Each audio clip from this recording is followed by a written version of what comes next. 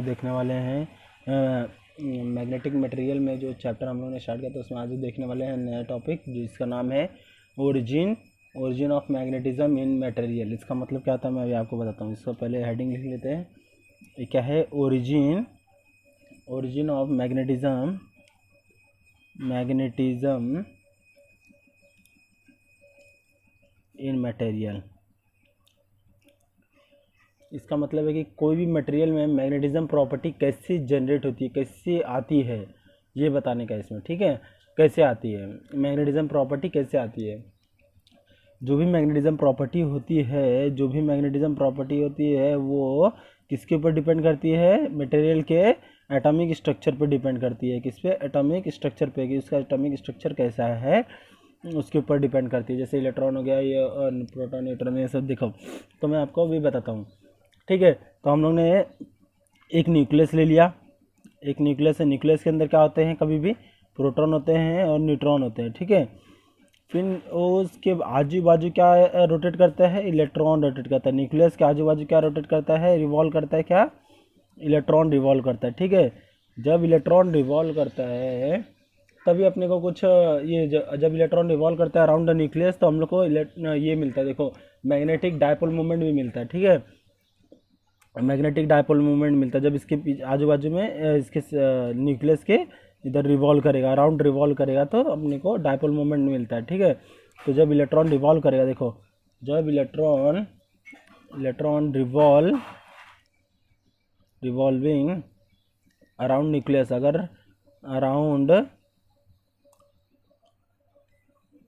Nucleus अगर वो इसके न्यूक्लियस के अराउंड रिवॉल्व करेगा अगर इलेक्ट्रॉन, तो अपने को क्या मिलेगा? डायपोल, मैग्नेटिक डायपोल मोमेंट मिलेगा। ठीक है, मैग्नेटिक डायपोल मोमेंट, जिसको हम लोग डिनोट करेंगे m=I/A। आई क्या है? Moment of inertia. अगर कोई भी बॉडी रोटेट कर रही है तो उसमें मोमेंट ऑफ इनर्शिया आता है। ए क्या है? एरिया। एरिया कितना इलेक्ट्रॉन ने कितना एरिया में रिवॉल्व किया, कितना एरिया रिवॉल्व किया, उसका एरिया बोलते हैं। जब ये दोनों को मल्टीप्लाई करेंगे तो अपने को क्या मिलेगा? Magnetic dipole moment. कितने मोमेंट ऑफ इनर्शिया से कितना एरिया कवर किया इसने इलेक्ट्रॉन ने, उसी को मैग्नेटिक डायपोल मोमेंट कहते हैं। ठीक है, तो फिर उसके बाद क्या करते हैं? देखो, ये जो रहता है ना, ये ऑर्बिट पे कभी भी घूमता है। देखो, ये आपने 10th में पढ़ा रहा होगा। ऑर्बिट, जो इलेक्ट्रॉन है ये ऑर्बिट के अंदर घूमते रहता है। तो इसी से पता चलता है कि मटेरियल की मैग्नेटिज्म कैसे आती है मटेरियल में, उसके एटॉमिक स्ट्रक्चर से। ठीक है, तो उसमें हम लोग क्या लिख सकते हैं? मैग्नेटिज्म डिपेंड अपॉन एटम के ऊपर डिपेंड करता है। ठीक है, मैग्नेटिज्म डिपेंड ऑन एटम के ऊपर डिपेंड करता है। ठीक है, अब हम लोग देखने वाले हैं, क्या देखेंगे अभी हम लोग कि मैग्नेटिक मोमेंट जो होती है, magnetic moment of electron revolving around the nucleus of an atom. अगर कोई भी इलेक्ट्रॉन रिवॉल्व कर रहा है अराउंड द न्यूक्लियस में, तो कितना मैग्नेटिक मोमेंट प्रोड्यूस होगा वो देखने का अपने को। ठीक है, तो पहले इसको लिख लेते हैं।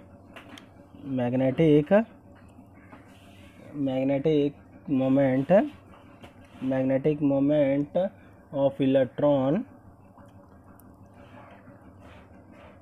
Revolving around the nucleus of an atom. ये समझ लो एक एटम है, एटम के ऊपर मतलब उसमें उसके ऑर्बिट में अगर कोई भी इलेक्ट्रॉन न्यूक्लियस के अराउंड रोटेट कर रहा है तो उसके वजह से कितना मैग्नेटिक मोमेंट प्रोड्यूस होगा वो देखने का हम लोग को। ठीक है, तो हम लोग देखेंगे। पहले उसके लिए ये समझना पड़ेगा, डायग्राम समझते हैं। ठीक है, देखो, एक अपने सर्कुलर लूप है। ठीक है, ये सर्कुलर लूप है अपना। इसके बीच में क्या है? अपना एक न्यूक्लियस है। देखो, इसका कुछ रेडियस है, इस लूप से न्यूक्लियस से कुछ रेडियस है उसका। हाँ, फिर उसके देखो जब ये इलेक्ट्रॉन्स रिवॉल्व करेगा, ये देखो ये जो इलेक्ट्रॉन है इसके ऊपर नेगेटिव चार्ज है, नेगेटिव चार्ज, जो चार्ज होते हैं कितने टाइप के होते हैं, देखो जो चार्ज होते हैं उसको क्यू से डिनोट किया जाता है, क्यू से, ठीक है, क्यू से। तो ये दो टाइप के, दो चार्जेस होते हैं, एक पॉजिटिव चार्ज होता है, एक नेगेटिव चार्ज होता है। तो जो चार्जेस होता है कौन कैरी करता है, इलेक्ट्रॉन कैरी करता है, तो नेगेटिव चार्ज कैरी करता है, ठीक है। फिर इसके बाद ये तो बना है अपना। तो देखते हैं कि जब भी इलेक्ट्रॉन रिवॉल्व करेगा इसमें, देखो सर्कुलर लूप हम लोग ने बनाया, तो देखो जब भी electron is revolving in a positive nucleus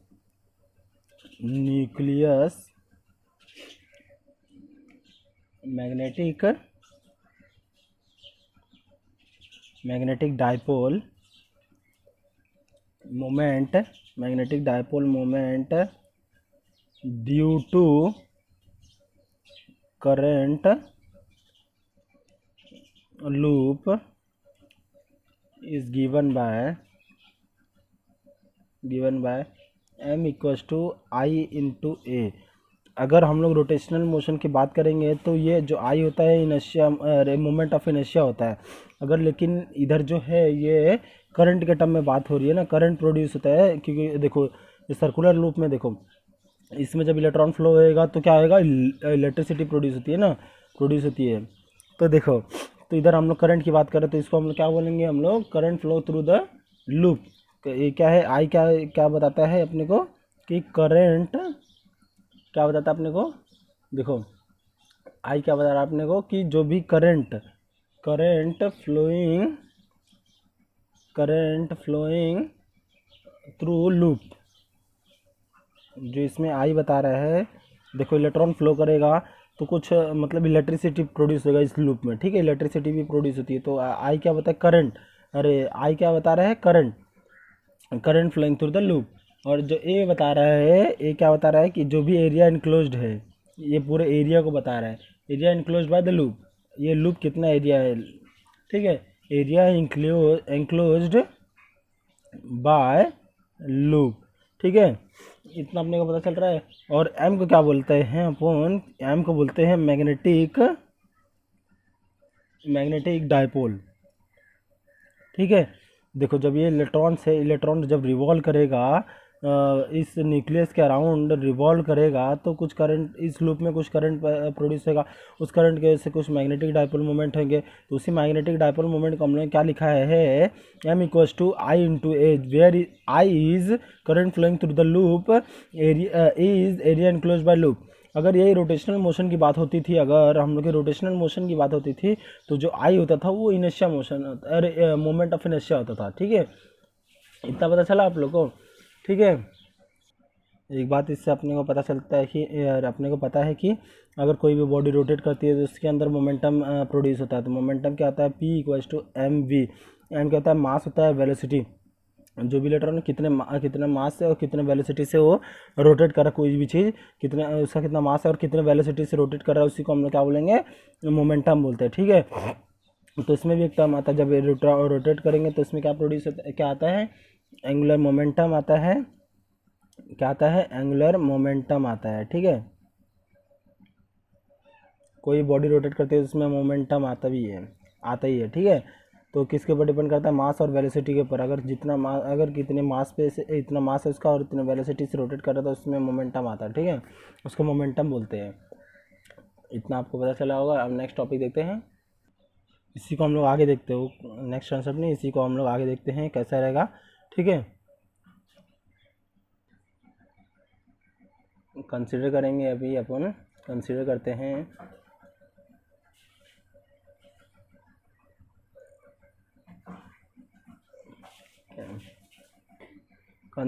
हैं कि देखो जो इलेक्ट्रॉन है वो मूव करेगा, ऑर्बिट में मूव करेगा विद कांस्टेंट वेलोसिटी से, उसी एक कांस्टेंट वेलोसिटी से मूव करेगा, ठीक है।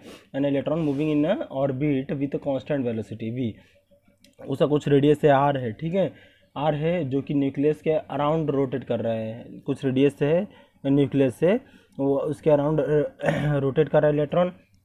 जब रोटेट करेगा तो ये कितना डिस्टेंस कवर करेगा, तो ये सरकमफ्रेंस कितने रोटेट करेगा ना, पूरे सरकमफ्रेंस को रोटेट करेगा, तो 2πr।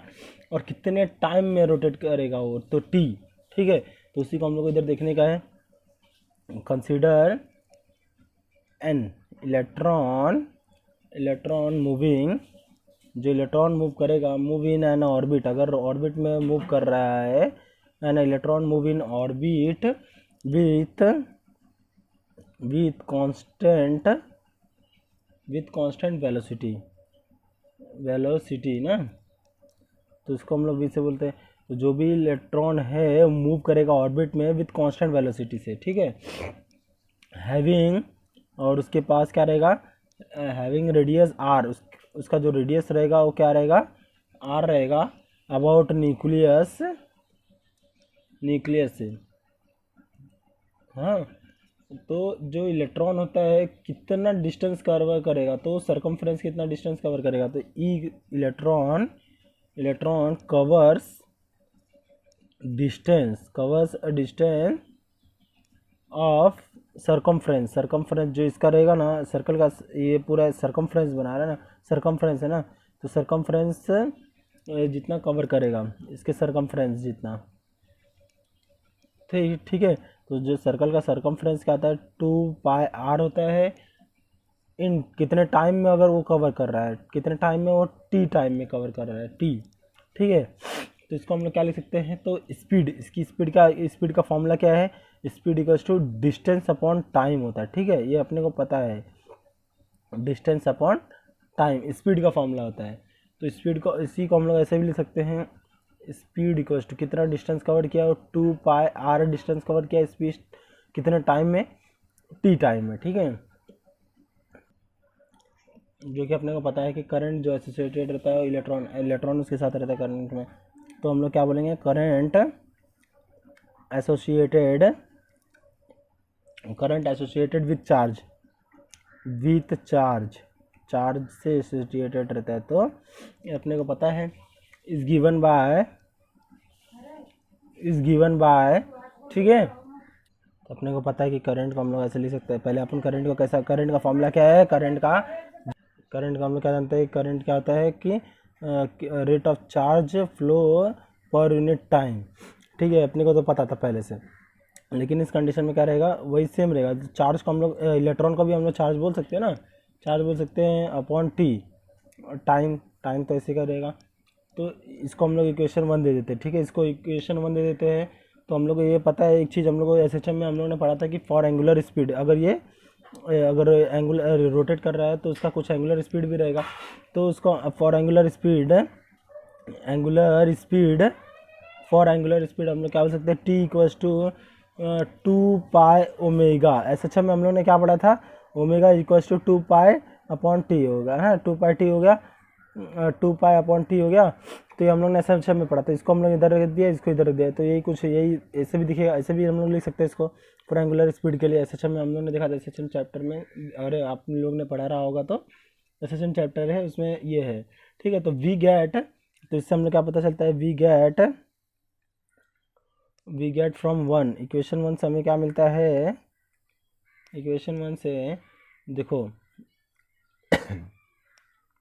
I equals to E upon, जो टी है, जो टी के बदले हम लोग को ये लिख सकते हैं ना, तो 2π अपॉन ओमेगा लिख सकते हैं अपन। फिर इसको हम लोग ऐसा लिख सकते हैं। फिर इसके बाद देखो जो ये डब्ल्यू है, ओमेगा है, इसको हम लोग ऊपर ले जाएंगे तो क्या हो जाएगा, ई ओमेगा अपॉन 2π हो जाएगा। इसको हम लोग क्या लिख सकते हैं, करंट को I equals to e omega upon 2π। ठीक है, तो ये अपने को ये एक मिलता है एक्सप्रेशन। तो फिर अब हम लोग जानते हैं, हम लोग ने फर्स्ट चैप्टर में पढ़ा है कि at V equals to omega R omega. ठीक है, ये इम्पोर्टेंट मतलब रहता है। तो इसको हम लोग ऐसे लिख सकते हैं, omega equals to V upon R लिख सकते हैं। तो इसी को हम लोग therefore I equals to, देखो ओमेगा के बदले हम लोग लिखेंगे वी अपॉन आर लिखेंगे। ठीक है, वी अपॉन आर लिख दिया इसको, तो ये 2π ऐसे कैसे रहेगा। ठीक है, ये हम लोग को एक और एक्सप्रेशन मिल जाता है इससे, ये एक एक्सप्रेशन अपने को मिल रहा है। अभी हम लोग को क्या मिला था, आई इक्वल्स टू हम लोग को मिला था, आई इक्वल्स टू ई वी मिला अपने को, ई वी अपॉन 2πr मिला, ठीक है, आई की जगह पे। तो हम लोग जानते हैं अब क्या हम लोग फाइंड करेंगे, now for orbital magnetic moment अपने को क्या क्या फाइंड करना था, मैग्नेटिक मोमेंट ही फाइंड करना था ना, मैग्नेटिक मोमेंट। तो जो ऑर्बिटल मैग्नेटिक मोमेंट है उसको हम लोग कैसे लिख सकते हैं, magnetic orbital moment equals to I into A था, ठीक है, इसका फॉर्मूला तो ये था, हम लोग ने स्टार्टिंग में देखा था, आई इंटू ए था। तो इसको आई की वैल्यू अपने को पता है e v upon 2πr into A क्या है, एरिया ऑफ सर्कल हम लोग ले सकते हैं, एरिया ऑफ सर्कल लेने का हम लोग को एरिया पाई आर स्क्वायर होता है। तो ये देखो, ये पाई कैंसिल, एक आर इससे कैंसिल हो जाएगा, बचेगा एक आर। तो इसका फाइनल एक्सप्रेशन क्या मिलता है मैग्नेटिक मोमेंट ऑफ ऑर्बिटल का, ठीक है, इसको हम लोग लिख सकते हैं 1/2 ई वी आर, ठीक है, ये हम लोग को मिल रहा था। इसको हम लोग ने इक्वेशन नंबर 2 दे दिया। और उसी सेम इलेक्ट्रॉन के लिए देखेंगे हम लोग, for same electron orbital angular momentum, ये मैग्नेटिक मोमेंटम था ना, मैग्नेटिक मोमेंट था, ये क्या है, for same electron orbital angular momentum. हमें पता है कि लीनियर मोमेंटम को हम लोग लिख सकते हैं, पी से डिनोट करते हैं, इसका क्या होता है, P equals to M V. ये लीनियर मोमेंटम के लिए एम क्या है, मास ऑफ ऑब्जेक्ट, वी से वेलोसिटी ऑफ ऑब्जेक्ट। अब इसमें लीनियर और एंगुलर मोमेंटम को हम लोग क्या लिख सकते हैं, एल इक्वल्स टू, एल से डिनोट करते हैं, L equals to M V R. M क्या करता है, मास ऑफ ऑब्जेक्ट, वी क्या करता है, वी है वेलोसिटी ऑफ ऑब्जेक्ट, आर क्या है, रेडियस ऑफ ऑब्जेक्ट। तो इसको हम लोग लिख सकते हैं एंगुलर मोमेंटम को L equals to M E V R. इस केस में क्या है, ऑब्जेक्ट क्या अपना इलेक्ट्रॉन है ना, इस केस में इलेक्ट्रॉन है, तो इसको हम लोग लिख सकते हैं where M E is the mass of electron, where M E क्या है अपना मास ऑफ इलेक्ट्रॉन, इलेक्ट्रॉन का मास है, ठीक है। फ्रॉम इक्वेशन 2 से हमें क्या मिलता है, देखो, फ्रॉम इक्वेशन 2 से, इस इक्वेशन 2 से हम लोग क्या और लिख सकते हैं, फ्रॉम इक्वेशन 2 से हम लोग क्या मिला था, मैग्नेटिक ऑर्बिटल मैग्नेटिक मोमेंट मिला था ना। तो इसको हम लोग लिख सकते हैं, क्या था ये हमने को मिला था 1/2 ई वी आर, ठीक है, ये मिला था अपने को। तो इसी को हम लोग इस तरीके से भी लिख सकते हैं अपन, ई वी आर अपॉन 2, इसके अंदर हम लोग मास से इंटू करेंगे, मास ऑफ इलेक्ट्रॉन से इंटू और डिवाइड कर देंगे, मल्टीप्लाई एंड डिवाइड कर देंगे, तो सेम ही होता है ना। देखो मल्टीप्लाई एंड डिवाइड कर देंगे तो इसका मतलब भी 1 ही होता है ना। इसको मल्टीप्लाई एंड डिवाइड किस लिए करते हैं, क्योंकि उसकी वैल्यू 1 ही रहती है, उसका कुछ मतलब नहीं रहता है, ठीक है। तो इसको हम लोग करते हैं मास ऑफ इलेक्ट्रॉन से इंटू और डिवाइड कर देने का, ठीक है। तो इससे हम लोग को क्या मिलता है कि हम लोग को देखो मैग्नेटिक ऑफ ऑर्बिट क्या मिलता है अपने को, ई अपॉन 2 इसको हम लोग लिख सकते हैं एम ई वी आर, ठीक है, एम ई वी आर लिख सकते हैं। तो अपने को एक चीज़ पता चल रहा है, देखो एंगुलर मोमेंटम क्या है, एम वी आर है, तो ये क्या मिल रहा है अपने को, एम वी आर मिल रहा है, ठीक है। तो इसको हम लोग एंगुलर मोमेंटम बोल सकते हैं, इसको हम लोग, ठीक है। तो इसको हम लोग क्या बोल सकते हैं, एंगुलर मोमेंटम बोल सकते हैं। तो इसको हम लोग और एक अच्छे तरीके से लिख सकते हैं, E equals to magnetic moment of orbital equals to E upon 2 M E into L. L क्या है, एंगुलर मोमेंटम है, एम क्या है मास ऑफ इलेक्ट्रॉन है, ई क्या है इलेक्ट्रॉन है, ठीक है। ये अपने को मिला। तो इससे अपने को कंक्लूजन क्या मिल रहा है, कंक्लूजन देखते हैं अपन। कंक्लूजन देखो, ये क्या है अपना मैग्नेटिक मोमेंट है, तो इसमें जो ये है, ये अपने को, इसको हम लोग कांस्टेंट है ये अपना। तो क्या हो जाता है कि जब ये कांस्टेंट है तो इसको इससे हम लोग कंक्लूजन मिलता है, orbital magnetic moment is directly proportional to the angular momentum, अगर ये कांस्टेंट है तो, ठीक है। देखो इसको हम लोग कैसे लिख सकते हैं, orbital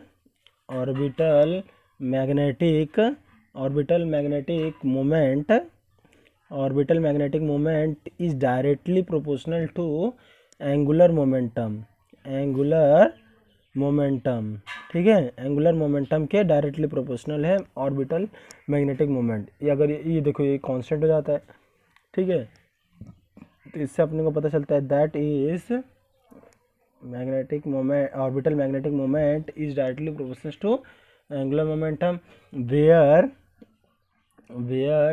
E upon 2m equals to constant. इसको हम लोग बोल सकते हैं ये कांस्टेंट है, ठीक है, ये कांस्टेंट है कॉल्ड एज अ, इसको हम लोग गायरोमैग्नेटिक कांस्टेंट बोल सकते हैं। इसको हम लोग क्या बोल सकते हैं, इसको हम लोग called as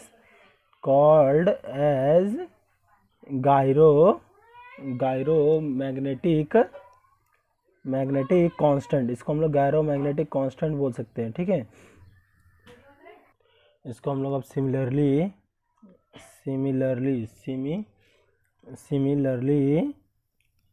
from quantum mechanics से देखेंगे, क्वांटम मैकेनिक्स से देखेंगे, क्वांटम मैकेनिक के टर्म में देखेंगे, ठीक है। तो हम लोग को देखो जो बोर्स का सेकंड पोस्टुलेट है उसको हम लोग जानते हैं क्या है कि from second postulates of bourse theory का सेकंड पोस्टुलेट्स क्या बोलता है, बोर पोस्टुलेट्स क्या बोलता है, अपने सेकंड पोस्टुलेट्स क्या बोलता है उसका कि जो भी एंगुलर मोमेंटम होता है इंटीग्रल मल्टीपल ऑफ h/2, मतलब ये h/2 के ये प्लैंक कांस्टेंट के n मल्टीपल होता है ना। इसको हम लोग लिख सकते हैं एंगुलर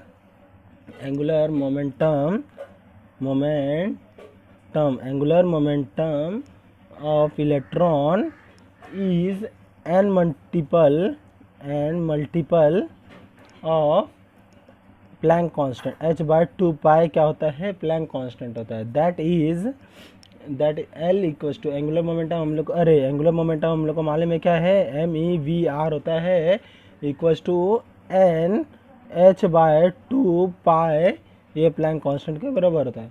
तो वी नो दैट जो ऑर्बिटल मैग्नेटिक मोमेंट होता है उसको हम लोग लिखते हैं E upon 2me into L होता है, ठीक है। तो हम लोग का एंगुलर मोमेंटम के बदले हम लोग ये भी लिख सकते हैं, तो इसको हम लोग ऐसे भी लिख सकते हैं। तो therefore m orbital equals to E upon 2me into angular momentum के बदले हम लोग लिख सकते हैं n इंटू h/2 पाई लिख सकते हैं, ठीक है। ये प्लैंक कांस्टेंट होता है। तो ये हम लोग को पता चला। m ऑर्बिटल इसको हम लोग ऐसे लिख सकते हैं, orbital equals to EN h upon 4 pi me, ठीक है।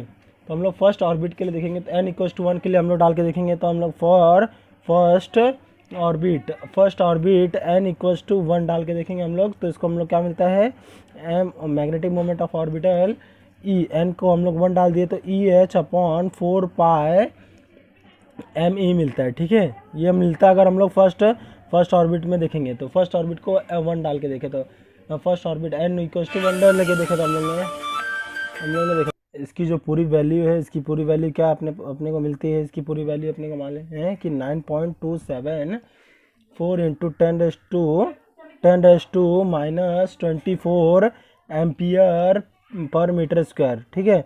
आज के लिए इतना ही, थैंक यू वीडियो देखने के लिए, लाइक शेयर सब्सक्राइब करें, ठीक है।